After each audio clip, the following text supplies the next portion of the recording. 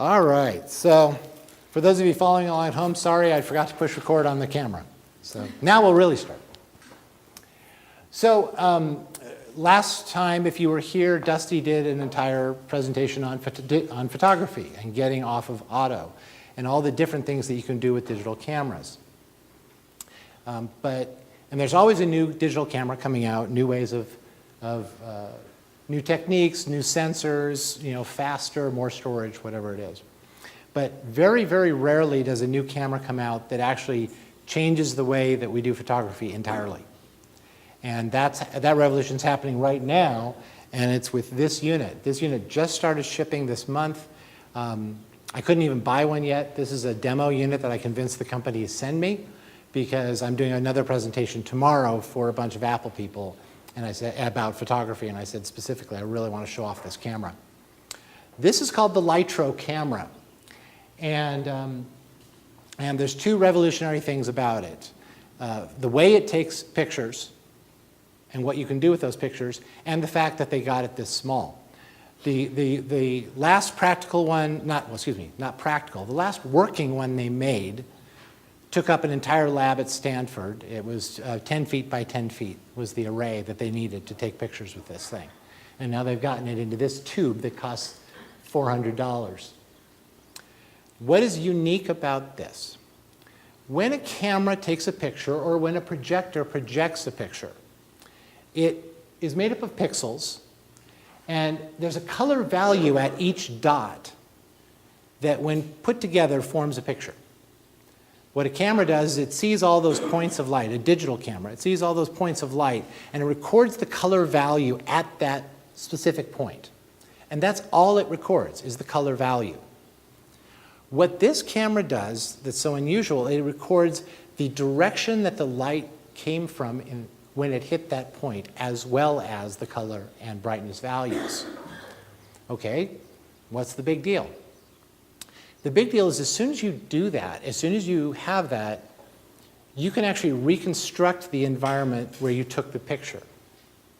For example, if I take a picture with this camera, the thing that I can demonstrate to you today is that I can refocus the image on any point in the picture. So for example, I went out and took some pictures of the rose garden here at the church, and you can pick which rose you want to be the most in focus at any time. If you go on Facebook right now and look me up, I've put up all the pictures I took yesterday with this camera.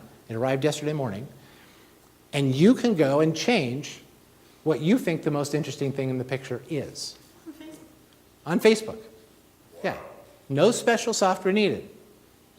But they actually retained for every point of light that they sampled how it got there in the first place. So the second thing you can do, and this part of the software is not commercial yet, but they gave me a demonstration of it, is that, now this is a small image sensor. So the amount of stuff it can see differentially from one side to the other is fairly small. But from this side of the lens to that side of the lens, they could see more information behind Bruce than this side of the lens, for example. And on this side, it can see more information behind Bruce than this side can. So you can actually shift the picture and see what's behind that person. Because it's actually capturing the data. As long as it can see around, any point can see around them, it's capturing the data. So it actually, you can move the picture up, down, left, and right and actually see behind that object a little bit. So if the sensor was larger, for, say, a movie camera, then doing a 3D movie is a whole different experience because they've actually captured the 3D environment, not stereoscopically, not with a trick, but they've actually captured the 3D data. The reason they were able to get to this point is they started the other direction. The gentleman who developed this technology, and the technology has been around for a long time, but the one who got it to this point, he was actually developing software that did computer rendering of realistic environments. And what do you need to know? You need to know spatially, when light hits an item, what direction does it bounce off? Early computer animation was very flat. And then when we started to be able to render water really well or hair really well, it was those complex reflections of different light sources hitting those things and the direction in which they bounced off or scattered, and being able to determine those angles. And they said, with this camera, they said, what if we could reverse it? What if we could capture all the angles that are coming off of real-world objects? We could go back. So this is what's called Litro. Now, here's a perfect example. Let's go here. So this is a table at our house, and under the glass top are these bottle caps. So none of these is really in focus at the moment, based on the way I took it. But if I simply click on Coca-Cola here, that part's now in focus. And the background is more out of focus. So this is all the depth of field that Dusty would have talked to you about in photography. Your f-stop on your camera in a conventional camera determines depth of field. Now, ironically, on this camera, this is what's called an f2. If you had to put an f2 lens on your standard digital camera, DSLR, you'd spend about $2,000 for an f2 lens that all through the zoom, because this does an 8x optical zoom, is f2 all the way through. That's a lot of money. That's a professional lens. You don't get that on consumer-grade equipment. You get it on this.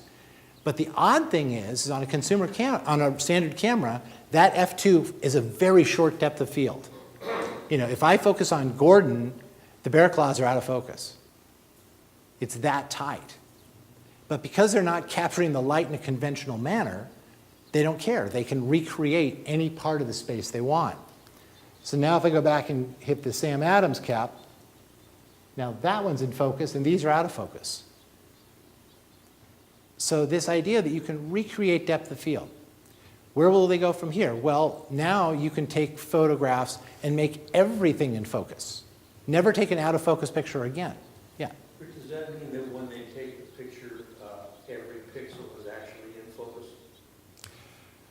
Or does it just interpret the distance? It interprets the distance and the angle and then recreates. It doesn't actually care about focus at this point. There is, you know, there is no. Yeah. So,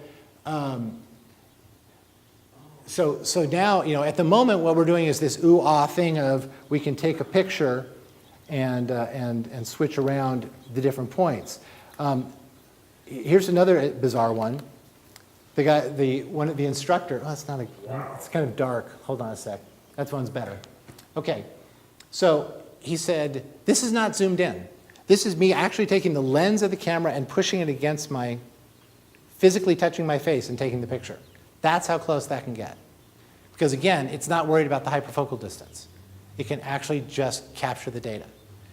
And consequently, if I click right on the iris of my eye, and it's not going to show up as well in here as if you come look on my screen. But you can see what is reflected in the room off of my eye. You can see the computer that's sitting on the desk in front of me when I took the picture. And it's scary how close that is getting. But even in a picture like this, you know, this part of my eye down on the left is out of focus until I click here. Now that's in focus and the eye's out. So it's literally just shifting that point of focus. So then the photographer using one of these cameras doesn't concern himself with focus at all? Nope, not at all. There is no focus adjustment. Zoom's out the window. Zoom is not out the window. This has an 8x optical zoom. Matter of fact, the entire red part of this camera is zoom. The only part of the working part of the camera is here. So this has 3 buttons on it total. Power, zoom, and take the picture. The thing that drives me crazy taking pictures, regardless of the lens that I bought or all the rest of it. Uh-huh. Let's say I'm taking a picture of a street scene or a building or something like that, Right. and the outer walls always curve in. Oh, pin cushion effect, yeah. And yeah, it's not a depth of field thing, of course. No, it's the manner in which the light. it's an aberration of the lens. Yeah. Now, does this do anything about that? Only in that the way they've designed the lens system gets around that because, you know, they've paired the lens and the sensor in such a way that any aberration is outside of the scope of the sensor. So you're getting the undiluted part of it. And anybody can do that if they design the camera and the lens and say these are the only two that'll ever be together. But as soon as you can switch lenses, it becomes much more tricky and you have to spend more and more money to avoid that problem. And the real answer is you can't go to the extreme ends of zoom when you do it. If you go all the way to the zoom and back off, you will get very little of that. But if you go all the way to the end, you will see that around the edges. This is the patch bay in the sound room upstairs. And essentially in the back, the stained glass windows are in focus. But if I click on this green cord here, now all that jumps into focus and that goes out. So the same thing about just modifying this depth of field. Now I was talking with a professional photographer friend of mine this morning who I'm going to see tomorrow, and he was saying, yeah, I've looked at those and I was really disappointed in the resolution. And he's right, the resolution of these pictures right now is low. But as the guys from Lytra will tell you, it just came out. This is the first time you've ever been able to walk around the world with one. Give us time. You know, there will be more. This is the proof that we can do it. You focused on the blue, I guess you said? The blue cord? I clicked on the green cord. The green cord? Yeah. Is it possible to change the depth of field so that you could see the green cord sharply focused and the blue one and maybe the blue one in front of it so that you can Absolutely. make it narrower or So that's what, this is where a software update comes into play, is they're going to say, you know, what they haven't implemented yet is everything in focus mode. Yeah. So that will be the next thing they'll implement. At some point soon, they'll implement 3D mode, where all of a sudden I could shift a little bit and you'd see these cords actually rotate, as if I was moving the camera. Not in a huge way, you know, like an inch or two either way. But it's actually, you'd actually see that motion occur. So these are things that we will see happen down the road when they're doing this. But this is, I mean, it's really, you know, 1.0 or 0.9 at this point. Yeah? Is this all from the camera on your iPhone or your iPad? Or is it... No, this is from a little camera I'm holding in my hand. It's about 1.5 inches square by 4 inches long. I mean, well, what would be the feasibility of adding that to the new iPad, let's say? None whatsoever. Okay. None whatsoever at this time. But right now, the functionality of the camera on the iPhone or the iPad, how much of this can you do on that? None. None. I mean, the quality of the picture of the iPhone and the iPad is excellent for a point-and-shoot camera, and especially for one on a cellular device. It's fantastic. But what we're talking about here is not standard photography.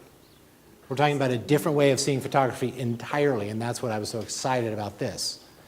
Is just What's the price of that now? $400. Mm-hmm.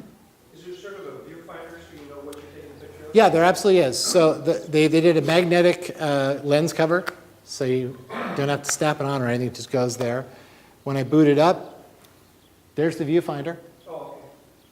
And it's pretty accurate, I mean, what you see. What you see is what you get, period. Okay.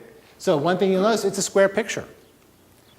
That's another thing that they're doing right now. You know, pictures used to be square, they're going square again in this particular case. What's that? And Instagram is square, exactly right. So people are used to seeing in square now. It is a touch screen. So for example, I can set the initial focal point when I take a picture in creative mode. I can actually say, you know, let's start here, because you can only bring in focus so much before and after what you've chosen. So they're saying, here, you know, I choose where I'm going to choose as my, you know, 1/3 point essentially. Not center, but about a third. And that has to do with just optics and the way they work.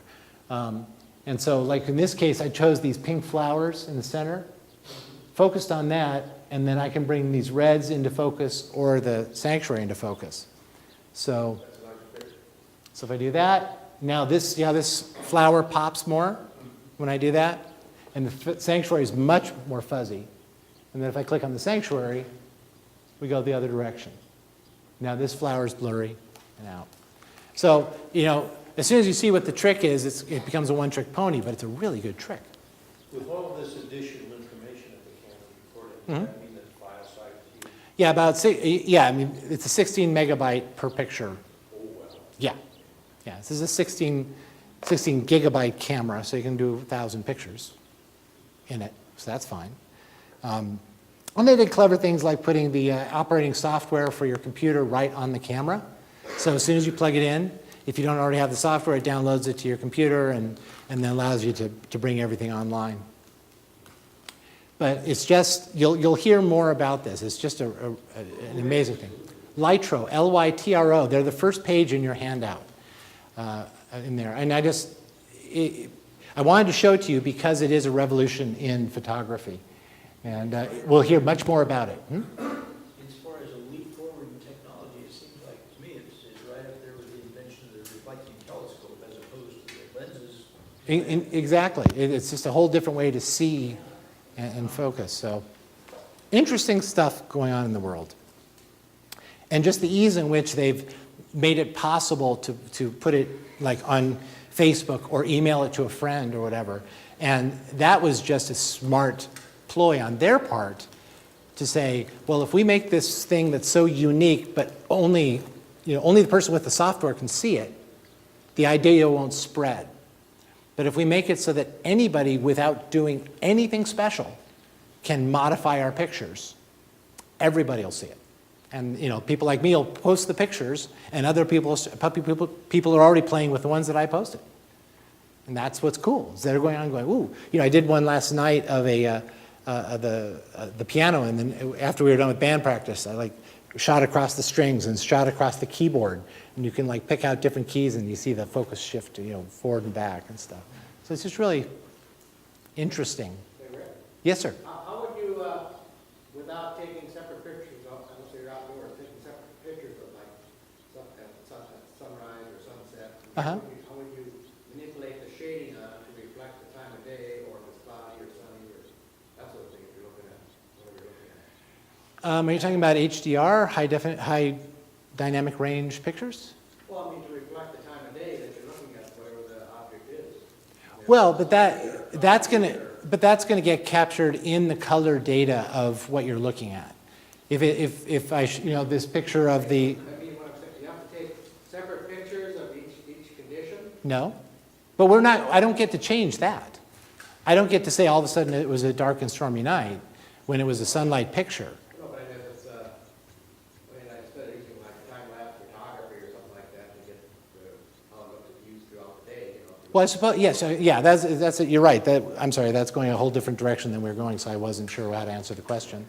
What we're just talking about here is the ability to refocus or to never have to focus again, is what this technology is showing us. It isn't showing us different light environments, for example, but it's the way we play with focus, which is everybody's taken that, oh, it was such a great picture, and then it was out of focus. And what this promises to be able to do is to say, well, you'll never say that again. Or it focused on you, but I was trying to get that tiger running in behind you. No, it's going to get that too. And that's the kind of stuff that this promises to be able to do, is to eliminate that issue. And it's really, and so much more if you talk about the 3D or whatever it is. You like the tiger? That was a good one? Okay, good. Okay, on to today's topic, because that one's really fun. And when we're done here, come up and look at the camera if you want to try to take a picture or something, by all means. It could, though, frankly, what really happens with, did she not do it? What really happens with surveillance cameras and stuff now is that if you use a high enough f-stop, everything's in focus all the time. And the trick is, the higher the f-stop you use, everything is in focus, but less light gets into the camera, and so they're difficult in low light situations. So then you need sensors that are designed for those very specific low light situations. So if you marry all the proper things together, you can get a great system. But then it's really good for that use, and then you try to use it in this other place, and it's terrible.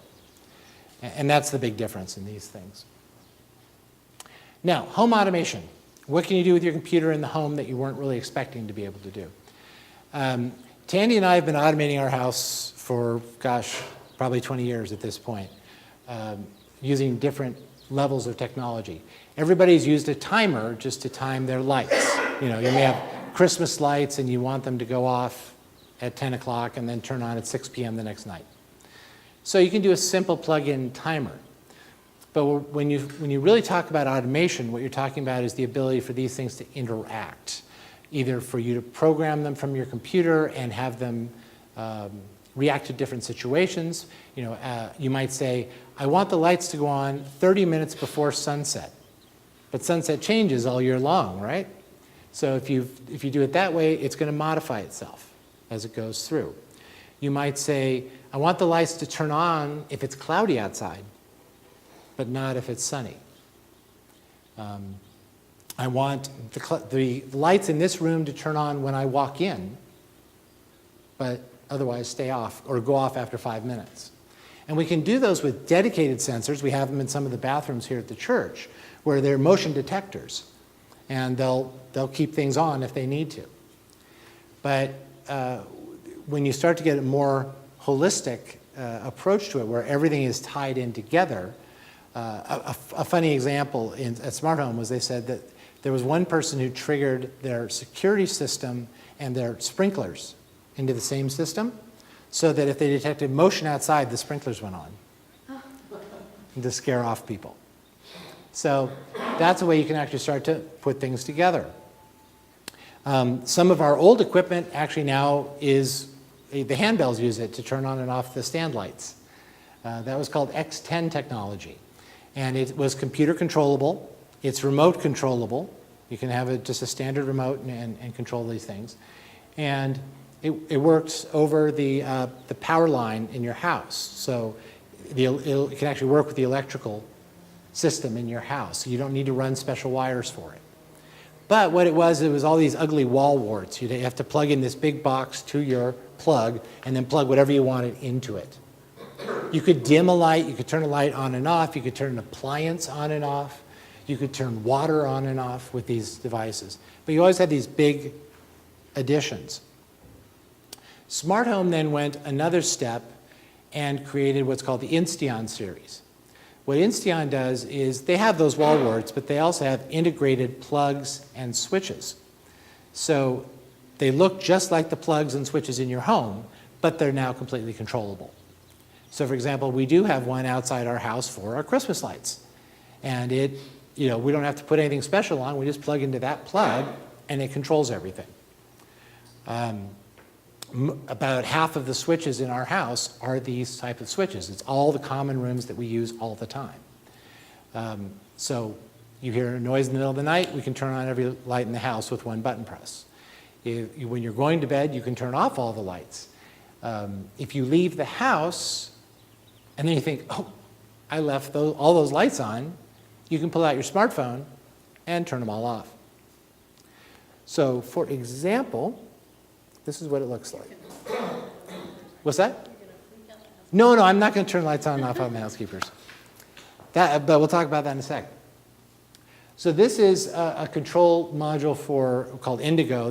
It's just a piece of software that can integrate with all these controllers. So as you can see, we've got Christmas lights, the Christmas tree, the driveway lights. We have a motion sensor light at the driveway, but I can also actually physically turn that on and off with this. The front entry, the housekeepers are there and they've got the family room lights on, so I could turn those off if I wanted right now. Reading lights, kitchen lights, outdoor lights by the pool and the gazebo. All these things are controllable. Even the fountains out by the pool are controllable. All of these are on timers that I've set in the program, depending on the time of year. Like the Christmas lights are irrelevant, but 2 months of the year. So I've got them off the rest of the time. And I've just said, you're active from here to here. So you're one of those guys that never takes his Christmas lights down? No, absolutely. I take them down. I absolutely do. But there's no point in having that switch go on and off all that time if I don't need to. So that's just one of those things. We have certain lights in the house that do go on at certain times every day. So whether we're there or not, there's illumination. You never come home to a dark house. You never come home to a dark entryway. And that's been really good for us. And you could have things like when you pull in the driveway and the motion sensor light detects that you've pulled in and its lights goes on, it could say then, it's actually that sensor, I could tie them together and say, hey, when you sense us come into the driveway, turn on the entry, turn on the family room lights and whatever. We choose not to do that because we actually like having the entry lights come on at a certain time every day, no matter what. It gives the illusion that someone's there. We can actually vary the time within a certain percentage and just say, swing it. So it doesn't always happen at 6 p.m. It happens at 6:05, 5:57, whatever. We have it tied to the sunset time, so it is swinging naturally anyways. But things like this are just really nice, and they save you energy because you can have the motion sensors set to turn lights off at a certain time, for example, or just based on time. So even if somebody left lights on, I've got one switch that at a certain time every night just turns them all off. So even if people go to bed and they leave lights on, they still all get turned off. So they're not burning all night. So this is a very basic way to do it. Now, there are a lot of systems that do this. If you want to spend a lot of money, you can buy something like Creston, which is an integrated whole home solution. Time Warner Cable is now offering home automation. Kind of a weird thing for a cable company to do, but they're offering it. Schlage, the lock company, and we'll talk about them in a second, but they've actually gone into home automation as well. So there's a lot of different things, and Schlage uses the same technology as Insteon. The reason I like Smart Home is they have really good products and they're very affordable. If you looked at a Creston solution, it's going to cost 10 times what these cost. And these cost about $35 a switch or a plug, so not inexpensive when you consider you can go to Home Depot and just buy a plug or a switch for just a few bucks. But when you consider what you can then do with that and how you can save energy with it and how you can have other functionality with it, off you go. Every device, just like that motion sensor, can be triggered or activated and be a trigger for something else. So without rewiring anything in the house, if you turn on this one light, those other 5 lights go on too. Whereas before you would have had to have an electrician come and wire the switch so that it turned on and off everything. This way you can change your mind. If you have 5 lights in the living room with lamps and other things, you could literally have that one wall switch turn on the whole room or dim the whole room. So this is the kind of thing you can do here. So these are devices, triggers, the things that we want to have happen, schedules when those operations happen, individual action groups. So for example, this is the kind of thing I'm talking about, the yard basketball. We have 3 different lights that encompass the backyard and the basketball court at our house. We've tied them all together so that we say when we have a switch by our back door that's 6 little buttons, and one of them turns on the backyard, one of them turns on the pool, one of them turns on the porch. And it's activating a whole bunch of switches, but you don't have to worry about that. You just hit, I want the porch on, and all the porch light comes on and stuff. No rewiring necessary. So it's really, really nice. If you can change a switch, you can install this. Those all RF, radio frequency, or These are dual. They are RF, they're RF Wi-Fi, and they are also power lines, so running across the electrical cables in the house, so it's redundant. The Insteon is far more reliable than the X10 because it uses dual systems to do it. So it always assures that the signal gets there, and we've had far less trouble with these units. We had a batch of defective switches that caused us some trouble, but I called the company and they went, oh yeah, we did have a whole bad set of switches. How many do you need? I need 5. Okay, shipped them right out, didn't cost a penny. So they stand behind their products. Now, the next part of that would be, did I put it in order? Yes, I did, Schlage. Now, there's a lot, we haven't used a key on our front door in probably 10 years. What we used to have was a mechanical door lock that we would put a code into, and it would actually move the deadbolt physically out of the way. But it was an island unto itself. we could give different people codes, but it only worked for that lock. The problem was, as the lock got older or if the battery started to wear down, you could sometimes get locked out of the house because it wouldn't turn the deadbolt. So we finally got rid of that system because we didn't like that ability that you couldn't get through. And we moved to a system by Schlage. I'll bring this up here. It's now called Nexia. Oops, not Nexis. N-E-X-I-A. No, Nexia Home. So it's Nexia Systems, and if you look up Schlage, you'll get the same thing. Now this is sold at Lowe's and Home Depot, just right off the shelf. It's another lock you can buy. But here's what the lock looks like. Now the cool thing about this is it comes with a little wireless unit here. You plug into the network of your house, and it communicates with the door directly. Bring up the lock. So there's a number of different locks. Here we go. We actually have this one right here. It's a keypad deadbolt. And what you can do with it, let's see if I can, here we go. So when we get home, we can type in a code, and it unlocks the door, and then we just turn the switch, and off we go. So the keys never come out of the pocket. What's great about that is that I can give different people different codes, and then it can react. So, for example, the housekeepers are at our house right now. They can only enter on Wednesdays between 9 a.m. and 1 p.m. That's it. They cannot be in the house any other time. And so they can come and punch in their code all they want. It will do them no good. And as soon as that happens, we get a text message that they've entered the house. So we now know, okay, they're there. That's fine. The girls think it's a little creepy, but we actually get the same message when either of them enters the house. It's not a little creepy, it's really creepy. No, it's not really creepy. Okay? We're not tracking where they are, but we like, I mean, for us, it's especially when we're away, it's really a nice for us to kind of go, okay, they're home safe. It's a nice feeling. When there's a power outage, what do you do? Well, obviously there will always be those situations. Now, the door runs independently of the network. So even if there's a full power outage, the door will still operate. So that's not a problem. It's a battery operated, But you yeah. get a text message if the battery's running low. Yeah.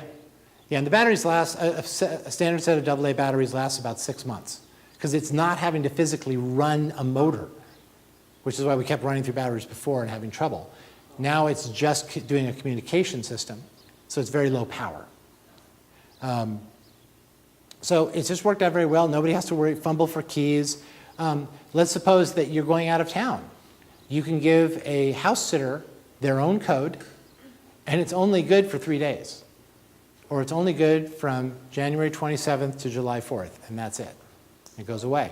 Or my friend calls and says, oh, I'm here to pick up that thing, and I go, I forgot, and I can get my smartphone out, activate the door, they can unlock the door, go in, and leave.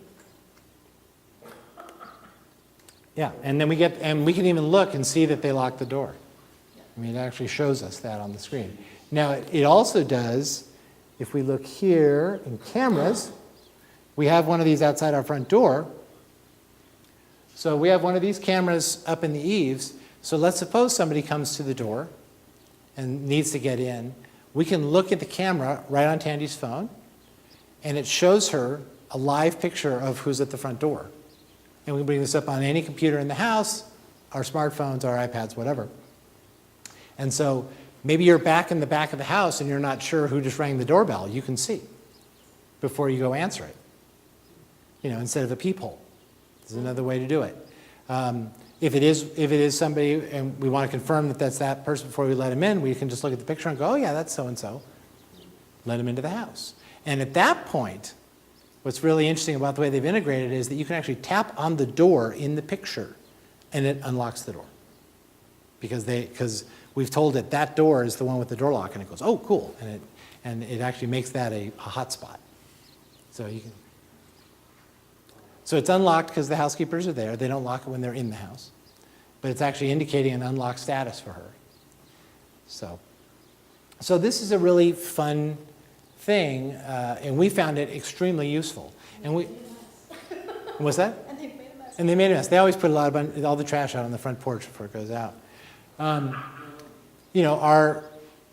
Tandy's folks have their own code to the house, and her sister has a code to the house, and my best friends have codes to the house and stuff. So people that we trust can come and go, and it works out very well. But we know they did. It's not like you walk in the house and go, "What happened here?" You go, "Oh, I know. Sarab came by and picked up some equipment or something," and we know it. So it's a very convenient thing, and honestly, I don't even carry a key to the house. I don't think any of us do. We do have a key, but it's in a basket somewhere. We'd have to go looking for it. We haven't used it in that long. Rick, can you sync the Eve camera, like pictures of when whoever enters and leaves to verify that was? Yes. The person who entered and left? Absolutely. So this is one of those great things that once that system's there, they can upgrade it and upgrade it. Now Nexia offers video. So not only is it live video that you're watching, but they'll record it for you if you want, triggered on the door. And they can do it on a recording loop, so they can say, okay, we'll be recording all the time, and then as soon as the door triggers, we'll keep from 10 seconds before they open the door till 1 minute after they open the door, or whatever you decide. They're just going in a loop, throwing away what they don't need because it's, nobody's been by the door, nobody's been by the door, nobody's been by the door. Ah, look, there's somebody there, I'll record it. And keep that for you, and then they'll go back to nobody's at the door. So this is where all of a sudden they go, hey, we have a bright idea, code, poof, now you can do more. The hardware didn't change, but the capabilities of what they're doing on their end changed. So fun ways you can deal with security and just convenience. I mean, just pure convenience. Not fumbling for the keys at the door has just been a beautiful thing. I mean, we've always really liked that part. Well, the reason we went to it originally was because you didn't have to give the kids a key when they were coming home. If they were coming home on the bus, or somebody was dropping them off, or I wasn't worried about them losing a key at school, not being able to get in, or whatever. So I knew that when they got home, as long as they remembered their code, they could get in the house. Now it's pretty much ingrained. If we ever changed it, it would be a problem. Now the same companies, and I told you Schlage was expanding out. So they've got the door locks, they've got the cameras, now they've got thermostats that hook into this system, lighting controllers that hook into this system. I don't believe they've gone to sprinkler controllers yet, but they have gone to the others. So if you want to do your home automation and have it all completely integrated, you can go with Schlage. Now we're far enough down the road with what we're doing that we have a split system, and that's fine. We'll be okay. But for a lot of people going into it, I'd say this is a neat way to go. And you don't have to order it from somewhere. You can walk down to Lowe's and get the part you want, right off the shelf. So it's a good deal. Rick, a friend of mine has the best lawn in the neighborhood because he hooked up moisture sensors to his automated sprinkler. Mm-hmm. So it only waters his lawn when it needs it, and he does it at 2 in the morning at optimal time, so it's good soaking, it's gas to soak in before the sun burns it off. That is a good way. We just, actually Saturday, installed a new controller that we'd been looking at for a while. And it's a completely internet integrated sprinkler controller, which means that we can access it from anywhere, but it also means that it knows the weather forecast for our exact location and can plan ahead its water usage. It knows, without even having to do a moisture sensor, it knows if it's raining. It knows if it's going to be a cold night with a freeze. It knows, and so it actually projects out water usage. I know you told me to use this much water, but based upon how hot it's going to be, I'm going to water a little earlier so it stays on the grass longer. I'm going to water less because it's going to be an inversion tonight and it's going to be foggy. And so why would I want to water all that? And so it actually modifies itself not only on a daily basis, but actually projects out what it most likely will do, and then it keeps track of all that. It does interesting things like, and Matthew Withers, I was telling him about it, and he came over and helped me install it because he was so excited to hear about this thing. You can install flow sensors on your water system, and it knows, of course, how much water should be flowing whenever it operates each one of these sprinklers. So if the water use is excessive, you've got a broken line or a broken sprinkler. So it will immediately email you and say, we have a problem with the sprinklers on the back lawn. We're using too much water. And it'll give you that notification. It actually tags the, when you go to the sprinkler controller, we don't worry about zone 5 or zone 7 because it says back lawn, south, back planters, front parkway. And then if you actually look at the computer or the iOS device, it has an actual photograph of all those positions. So, we don't need to remember which one is the south planters. We know. But, the guy who takes care of our house takes care of 60 houses. So if he can just look at it and go, oh, that's right. That's the one with the hydrangeas and they really hate the heat. I better dial that up. He can look at the picture.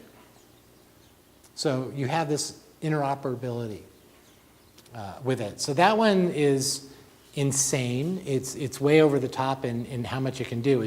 For professional groundskeepers and stuff, it's phenomenal. For a home use, it's a bit over the top, but we're having a good time playing with it.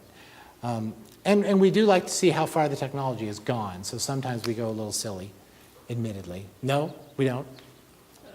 But Matthew is just so excited because he's put in the automated systems that he can control with a remote like we do here at the church. And those are great. But when he realized that he could just walk around with an iPhone and do it, or and he could do it with any of his systems.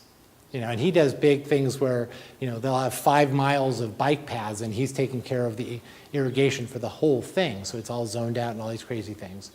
The other thing that happens when you're setting this unit up, and this is where I actually need Tandy or Matthew to go in and tweak it for me, is it actually asks, okay, what types of plants are they?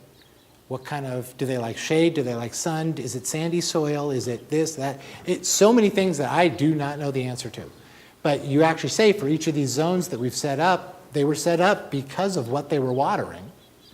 So they can actually dictate, no, this is what's in that zone. So it'll go, oh, I don't need to water that one as much as you think. And it'll back off and stuff. So it actually modifies itself zone by zone based upon the weather because, well, that's sandy soil. The water's going to go through it much faster or whatever it is. And based on evaporation rates, I'm going to have to give that one more water than I'm going to have to give that one over there. And it knows the difference. So how insane that you can go that far. But you can, and it's all integrated, and it's all internet connected so that we don't have to worry about what type of device we're using to get to it. So see, you didn't think about using your computer to control the sprinklers. Home theater. I put down, there's a number of products you can use, but this one has worked out very well. A company called Logitech, you can buy these at any consumer electronics store. And they make a series called the Harmony Remotes. And what's really neat about the Harmony Remotes is that you plug them into your computer and go to their website or run a program, and then you say, I have a Sony TV and a Panasonic Blu-ray player and a, take your pick, receiver and stuff, and it goes, okay, great, I know the codes for all those things automatically. And then it says, okay, so when you want to watch TV, what input does the TV need to be on? I got to turn on the cable box. Oh, you have a Scientific Atlanta cable box. Okay, I'll turn that one on. And turn to the right input on the TV. And then are you going to listen to the audio through the TV or through your speakers? At which point I have to go through the receiver. So it actually knows what these things do and asks you questions. How do you want to do this? How do you want to do that? And you answer all the questions, and then it programs the remote. So it's no longer like turn on this one, turn on this one, turn on this one, and have 5 or 6 different remotes laid out in front of you. You pick up the remote and say, I want to watch TV. Everything comes onto the right place and goes. And then you say, okay, now I want to watch a DVD. It turns off the cable receiver, turns on the DVD player, ejects the drawer, turns the receiver over to DVD, and off you go. And it's all just by plugging the remote with USB into your computer. Now, the second part that they did very recently that we're having a lot of fun playing with is, and I don't think they have it on here. With iOS. Yeah. They did, oh, there it is, the Harmony Link. So this little spaceship looking thing is a remote, but it's not a remote you pick up. It's a remote you sit next to the device you want to control. In this case, we can sit it next to our television, and there's a cabinet underneath the TV that has a glass front, but everything's in there. It can't see anything in that device, in that cabinet. But it's so strong that it can bounce the signal off the wall and hit all those devices down below. So what happens is that we program it just the same way as we program a handheld remote, but we can now pick up our phones or our iPads and run their program on there. And now they'll show us the TV schedule, and you say, no, I want to watch that. And it'll flip over and watch that thing or record that device, record that piece. And I'll bring that up for you in a sec here. But the weird thing is we've actually found that using our iPhones or our iPads to control this is faster than using the remote.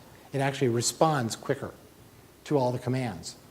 And what's really great is that you've got your stuff already set up to, I want to watch TV, watch a DVD, listen to music, play a game.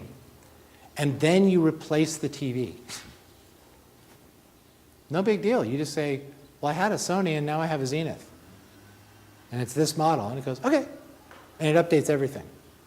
Because it understands what it still needs to do to make this all work. And it reprograms the remote or reprograms the Harmony. So I have this. Now if I do, let's do reflection here. Yeah, skip that one. We'll do an update right now. So I'll bring this up so you can see what it looks like. Was that? Well, the iPad one's the coolest. Yeah, the iPad one is fun.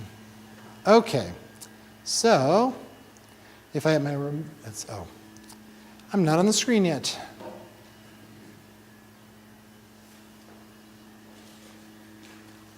Okay, there's my iPad.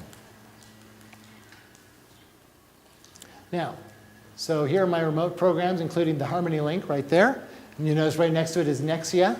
That's what we were talking about for our home system. Indigo Touch, those are all the lights in the house. Nest we'll talk about in a minute. That's the thermostat. Nexia and Harmony Link. So if we go to Harmony Link.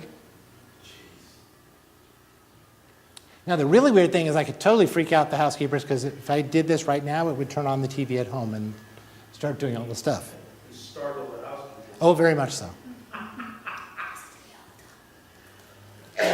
Not all the time. I have done it. Come on. Oh, actually, Well, I will it tried do to for? go on it, and it said, I don't see it. We're not on the same network. You know what? I thought it would do it from here. You're right. It doesn't do it. I have to be on the local network. I apologize. Yeah. Okay. I said it wrong. I thought I could control it from here. I can't. Sorry about that. But, so I can't show you the interface. That's too bad. That is too bad. Because it's The cool really thing neat. about the interface on the iPad is that it not only lets you do all of those things like a regular remote, but it does come up with the TV schedule. But also, if there's particular shows that you like to watch, because there's more screen real estate on the iPad than there is on the it'll let you say, these are my favorite things. And so if any of those things are on, it'll bring those right to the front. Say, So oh, you can say, oh yeah, that's what I want to watch, because I already know that that's on, and I already know that I like it.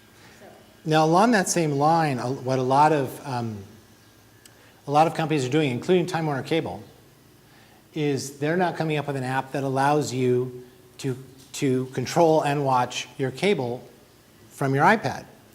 Now, for example, now Time Warner requires, yes, I know. So they can't do the HDMI out. I'll show it to you directly. Time Warner requires that you be on your home network if you want to watch television on your iPad. But if you're on your home network, you can bring up most of the channels and watch them directly here. So it becomes another television for you. But what's even better, and this is where we use it a lot, is you'll be talking to a friend and they'll say, oh, are you going to watch that National Geographic special that's coming up? Is that tonight? Okay, hold on. So you can come in here, you can see all the channels laid out that you watch, or you can search. You find the thing you want to record. Here we'll record General Hospital. Shows me that, and then it gives me the option to record that show right now. And I have a choice of one time or the series. And if I say one time, go, it'll start recording General Hospital when it comes on today. If I hit the series, then it says, oh, only new versions or new and old, whatever. All the things that you can do with your PVR at home already, you can do with this free app. It connects to your system from wherever you are. And so I find it easier to record some of the TV series that we watch this way than going to the PVR and going through all their menus. This is faster and more intuitive, and it accomplishes the same goal when all's said and done. So then when you do that recording, it'll play back on any TV that's hooked up to the DVR? Correct. Or only at this? No. This is just a controller at that point. We can even, while we're at home, just hit one of these channels and it'll change the TV right to that channel without us doing anything, because it's changing the cable box. This is just a direct interface to the cable box. Fancy picture on it, but that's it. But for free, if you're already using these systems, DirecTV has a similar system. So if you already have these systems, go get the free app, because they're doing really, really cool stuff with it. And this is just my personal favorite. Now, if I go to live TV, it says it's unavailable because I'm not on my network at home. It knows the difference between I'm on their Time Warner Cable's modem and I'm not. And then this will show me, hey, I'm scheduled to record these shows coming up. And I can say, oh, never mind about that one. But it shows me what's there and available. And then I can also take channels that I don't care about and just remove them from the lineup. So I'm like, don't show me these channels. I never watch them anyways. Do you know if it's available for users? I don't off the top of my head, but it's just a quick search of the App Store to find out. I wouldn't be surprised if it is. If it's not, it won't be long, because it's just the functionality is way too good for it. The other thing that was in here, I hadn't thought about going there, but I can, is a thing called ITV, and again, something that Tandy and I have used for a long time. There are 4 televisions in the house, technically, except for that, yeah. There are 4 places to watch television in the house. Only 2 of them are televisions. The other 2 are computers. And so we use a system called ITV. And that's this guy here. Again, it's just a remote for ITV. But it's a little box that plugs into your computer that allows you now to watch television there. You can watch over-the-air broadcast, you can watch cable, whatever. They don't have a satellite hookup. But you can hook your satellite box into it if you want, and it'll control it. But it allows us to control and record onto the computer. So sometimes there are things that we want recorded there because we might want to convert them for other uses. It's also been used in situations such as we went to the girls' dance recital one time with my in-laws, and it was the final game of the NBA playoffs. My father-in-law was going nuts, and I handed him my iPhone, and he watched, while we were waiting for the program to start, he watched the end of the game live, because it'll stream the video live from our computers to our devices. Hey! So there's a whole lot of ways to go with this silly stuff. So the other one that I want to talk about that's not television, all this stuff, is the thermostat. And that's because, again, there was a revolution in this very recently. One of the gentlemen who designed the interface for the original iPod left Apple when he realized that there was another market that was untapped, and that was the thermostat. Not a very sexy item. But he realized that if you go to the store and you buy a thermostat today, no matter how good it looks on the outside, on the inside it's the same darn thing that you've had since the 1950s. The technology has not changed at all. And he said, well, we've got all this amazing interconnectivity. Why don't we use it for the thermostat? So he created what's called Nest. And Nest is a fully computer and internet controlled thermostat. I've got it in your handout there. I'll show you what it looks like.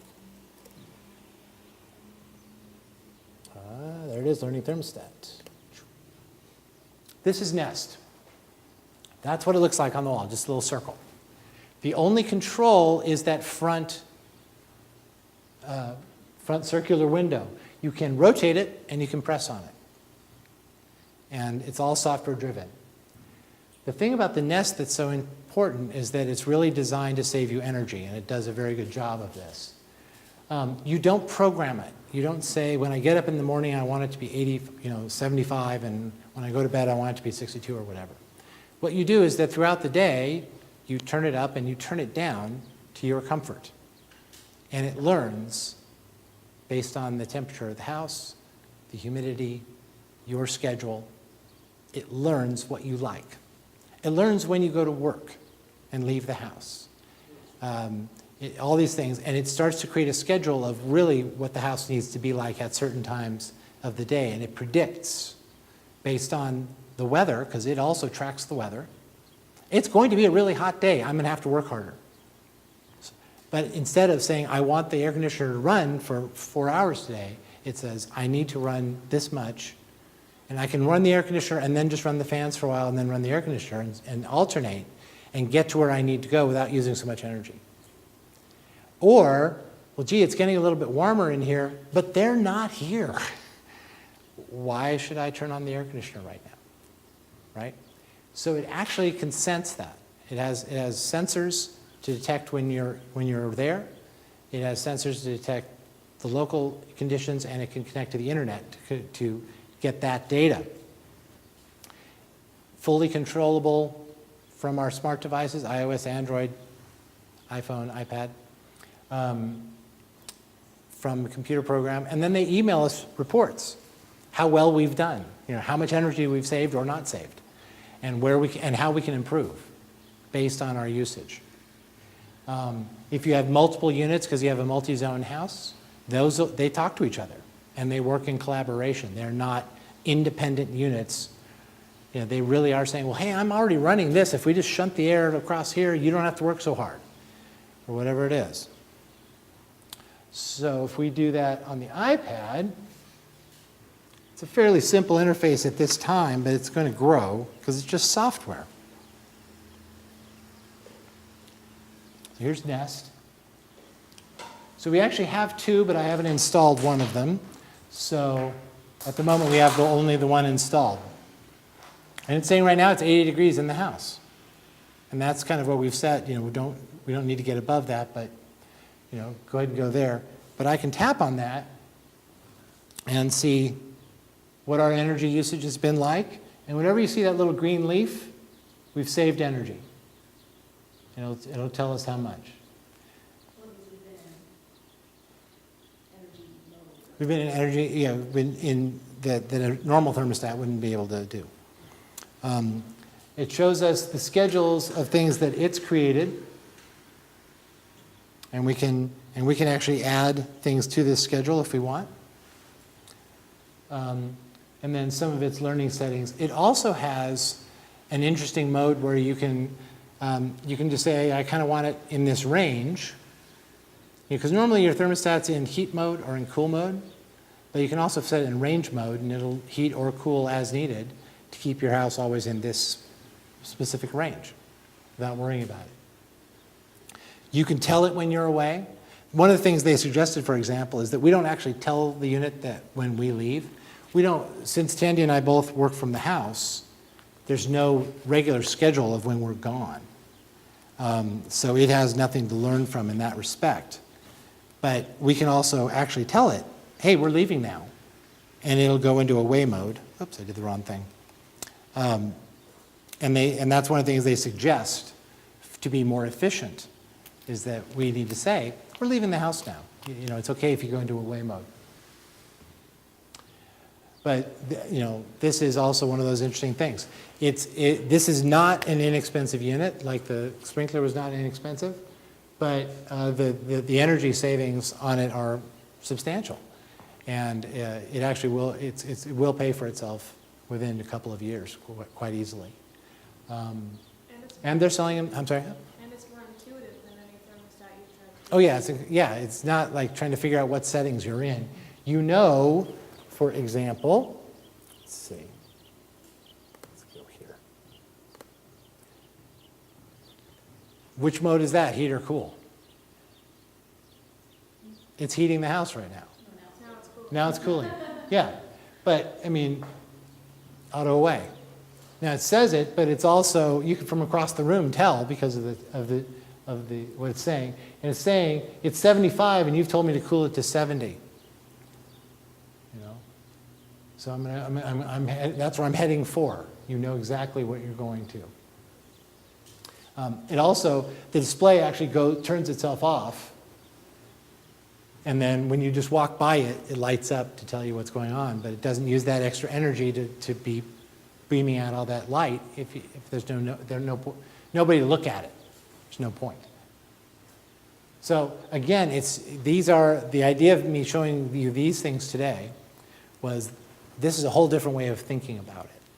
Just like the camera is a whole different way of thinking about photography. This is a whole different way of thinking about the temperature in your home and how you handle all that energy usage. And it's just a very, very cool product. Also available from Yeah, Lowe's. Yeah, Lowe's and the Apple Store are currently selling it.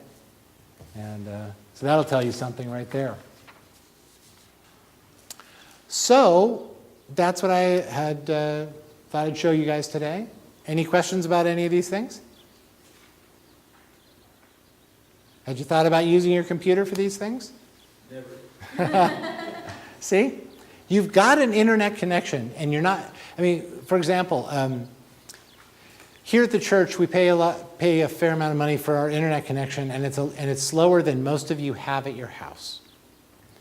And I mean, for example, the internet connection that we have less than a mile away at our home, we pay about the same amount as the church and it's about 8 times faster, flat out. Why is that? Well, because we're at a home. And at a home, you're going to use the internet a little bit here, you're going to use the internet a little bit there, but you're not going to use it constantly. At a business, you're more likely to be using it constantly. So they charge differently for a business service because of that expected usage and what they have to be able to promise you that you will get. You know, we have what's called a 50 megabit connection. We are capable of pulling down 50 megabits from the internet, you know, in speed. It's rare we see that, partly because it's rare that the guy on the other end can serve it that fast. But we've seen it happen. But they don't have to guarantee us that. They just have to guarantee that it's capable of getting to that from time to time. But at a business, especially if you're running video, you have to be able to say, no, it's got to be this fast all the time, period. There's no excuse for it dipping down. That's why things are paid differently. But you've got all this internet at your house that you're not using that you can put to use in ways to save you energy and money.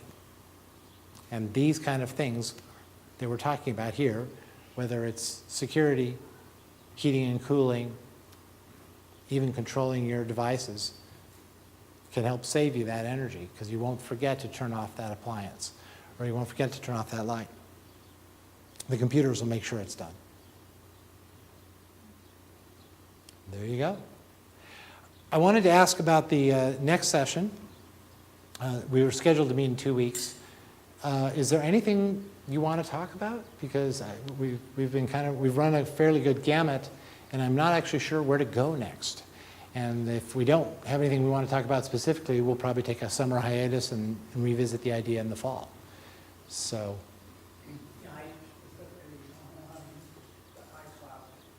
specifically want to talk about iCloud? Sure. We can talk about iCloud and Dropbox and all those different things. In 2 weeks? Oh, okay. Well, we can talk about iCloud specifically some other time too. And I've tried to avoid as much as I can being too, it's only Mac or it's only iOS, except for that first time, which that's what we talked about was iOS, because I didn't want to be exclusionary on it. But yeah, we should talk about iCloud real quick and make sure you're set up properly. Yeah, that, I'd kind of like to second that. That's a topic that's, I would find very interesting. And just the matter of retrieving all this stuff. And Okay? we talked about it before in connection with Facebook, but there, and you also mentioned Dropbox. But Right. The topic of Cloud. giving my relative back home more pictures of the grandchildren. Cloud storage and cloud computing. Yeah. Yeah, we've talked about, in photography, we've talked about Shutterfly and similar services, which are great for sharing your photographs. That's a great way to do it. On vacation taking photographs at the time, probably. Right. So actually, you know what? Go back and look at, there was one that Tandy and Dusty did together on photography that was back number 3 or 4. I remember it well, Yeah. And that one we specifically talked about sharing your photographs. And there were multiple ways to do that. Obviously, sharing them on Facebook, sharing them on Shutterfly, and all of these things. We have to pick a service and talk about it because there are 20, and they all have their slight differentials, and some people will like one versus another. But in reality, they're all very similar. I guess on that particular topic, we pretty much covered that. We did, but we can talk about it more if you guys want. Dropbox, obviously, for sharing files, an amazing way of doing it, but there are 10 different services who also do that. And then iCloud is very timely because if anybody who's been using Apple services before now, if they've been using the Mobile Me system, that goes away on June 30th. It will be no more. Your data won't go away. What will happen is Apple will move it to iCloud. But if you're not prepared for iCloud, you're going to be like, where'd my stuff go?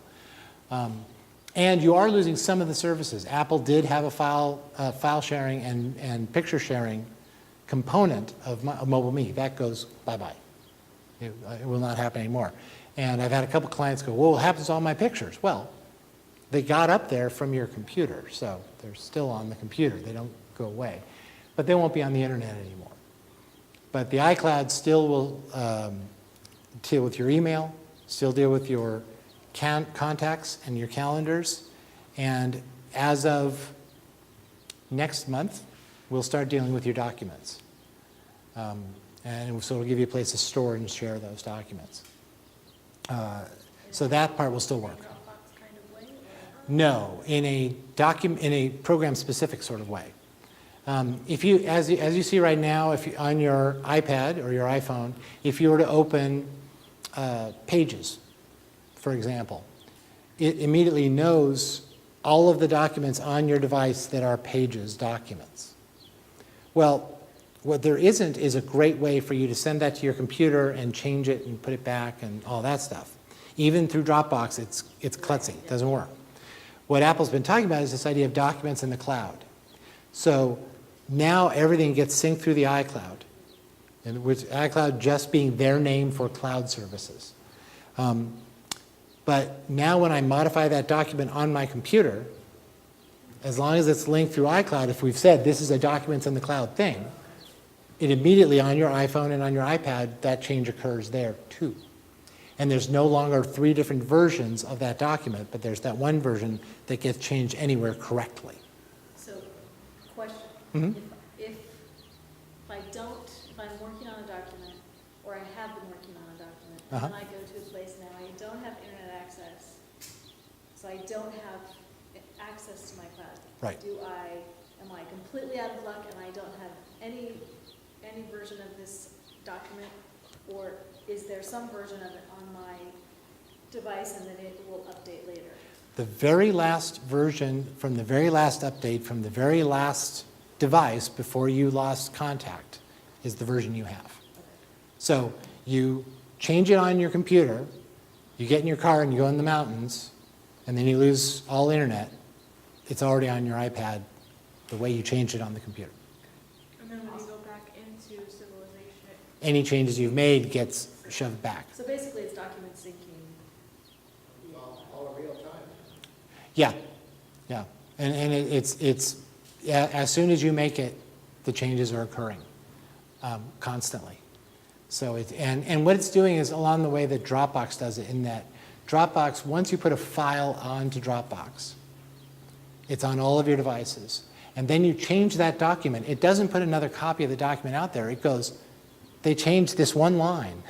So I'm only going to send that one change to everybody else. I'm not going to send them the whole document again. You know, what if it's a 2 megabyte file and they've changed 2 words? Why should I send another 2 megabyte file? Why don't I just send a 10K, oh, by the way, change these 2 words thing? Much faster, much more efficient, and can happen in almost real time. And that's exactly what Documents in the Cloud is going to be doing. It's going to be just changing all the files, not actually constantly refreshing them. Makes it much more useful. I think in the fall, once the new phone and the new iOS 6? iOS comes out, Mhm. we should go over the changes that have occurred Yeah. in them. Well, yeah, so a lot of my clients are not yet on Lion, which is the current version of the Mac operating system. Mountain Lion will come out in July, which is the next version of the operating system. It's a major change forward, and it takes some of the things that Apple did in Lion that took us a step back and puts them back in place.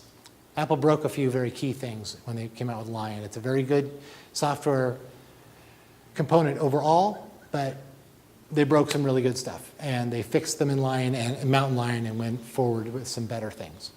And it's weird because the Mac is starting to look more and more like your iPad in some of the ways it works, and Mountain Lion is another step in that direction.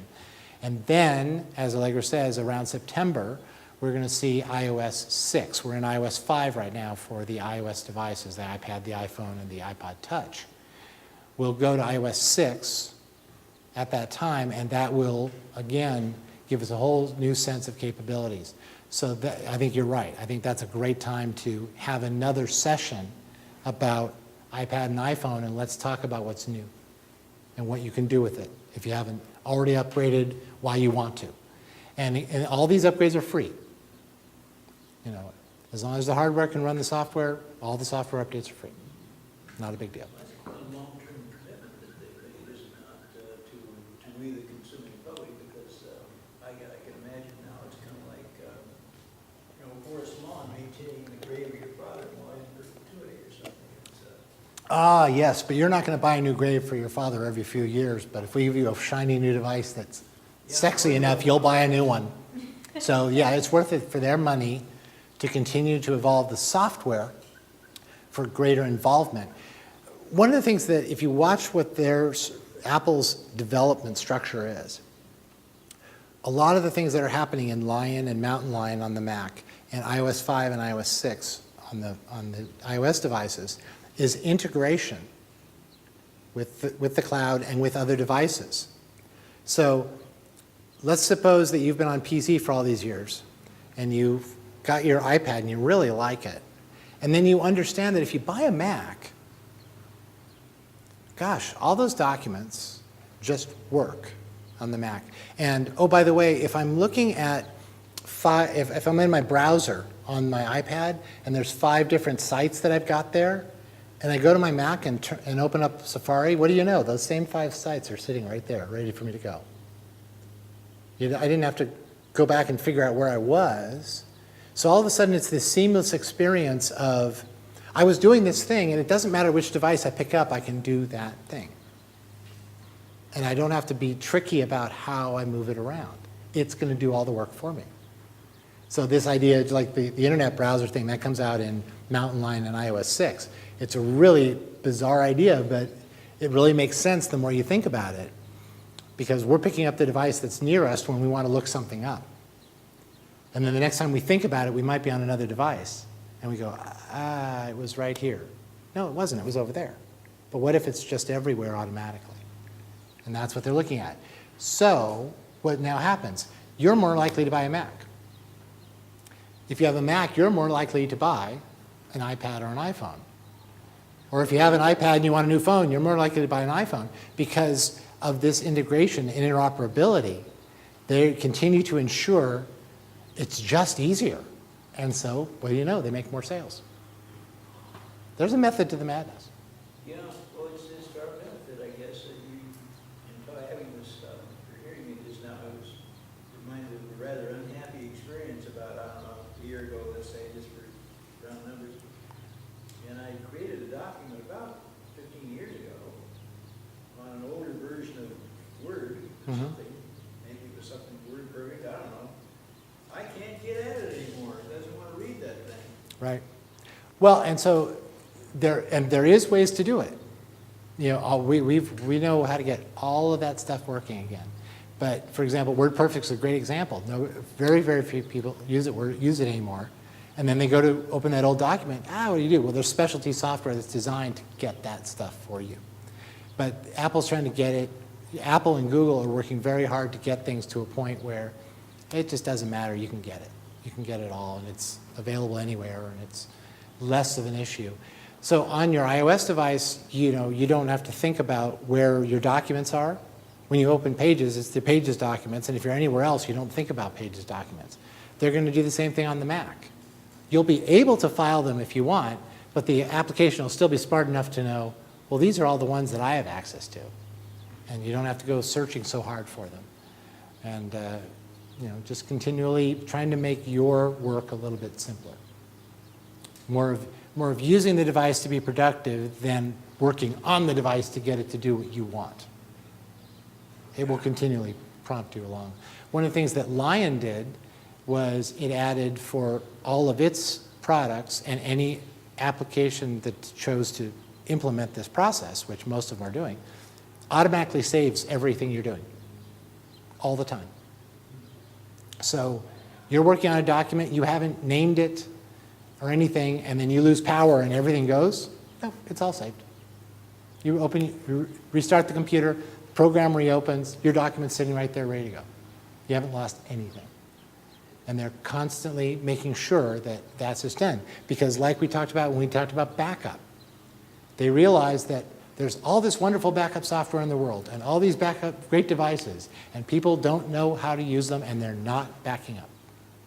Or they buy it and something goes wrong and then they just never bother to fix it. Well, no. They implemented backup right into the operating system, and if you plug in a hard drive, it goes, hey, can I have it? I want to back you up. Okay. And then off it goes. And it's just constantly backing you up. It's not a, it's a thing. And that was Apple's way of saying, we know your stuff's important. We don't want to get that phone call that you just lost something really important because you didn't back up. We're just going to make you back up. We're just going to take it out of your hands. And they even went so far as that on their portable devices, on their laptops, it backs up when you're at home. And then you leave. And it backs up while you're away. It makes all the changes to your documents. It puts them in a special cache file so that when you come back home, it then puts them all onto the device. Because one of the clever things about their backup is you can say, oh, I need the version of that document from June 4th. That was 5 revisions ago. Well, no problem. You can dial back to June 4th and grab it. Well, what if you haven't been backing up in the last 2 weeks? No problem. We've been backing up for you. And as soon as you connect your backup device, we'll transfer all that data over there for you. But they're really just trying to keep people from screwing up. That's pretty amazing.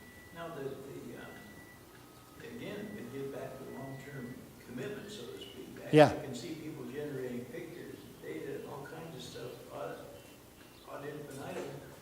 And so what you've been saying to me is that maybe after I die, my son can go back and find out, gee, Dad wrote this thing and such, and I can still get it. Yeah. So that means it's going to go, it becomes an infinite number of Right. stuff. Documents, let's say, for example, go on to increase forevermore. We generate more new information in a month in this world than has ever been known in the whole of human history. That's how fast it's moving. Well, how do you track that data? The other one, and Android is doing a great commercial about it. Apple hasn't picked up on doing their own commercial about it yet. But both and the Android operating system and Apple's iPhones and iPods and their computers now implement a photo streaming concept. Apple calls it photo stream. I forget what it's called on the Android. But the idea being, we all are using our phones as our cameras now. So we're not always moving those pictures over. We might take it and just look at it on that device. What happens when you lose that device? You just lost all those pictures of the baby. And that's what the Google commercial is about. Well, what happens now with all these devices is as soon as you take that picture, it uploads it to the internet and then downloads it, either holds it for you there or downloads it to your computer at home. So I don't transfer pictures from my phone to my computer anymore. I get home, open my computer, and they're already there. So now if I lost the phone, I still have all the pictures. The next version of that, which will come out with iOS 6 in September, is that I could say, Tandy and I might share a photo stream. So when I take pictures, she might get them too. And I can assign things to people. I can assign individual pictures and say, put this in so-and-so's photo stream, or put that in so-and-so's photo stream, and because it relates to them. And now I can share pictures that way, directly. And I don't have to go up to a photo sharing site and arrange all sorts of stuff. It's like, oh yeah, make sure that this goes to Ted. And it doesn't go into Ted's email or anything. It actually shows up right in their photo albums. Done. Oh, these are the pictures from Rick. And just right there, without him doing anything, it's like, there are all these pictures. Obviously, we need Ted's permission to start filling his computer with pictures. But the idea is that, once you've established that trust, it doesn't need to be difficult.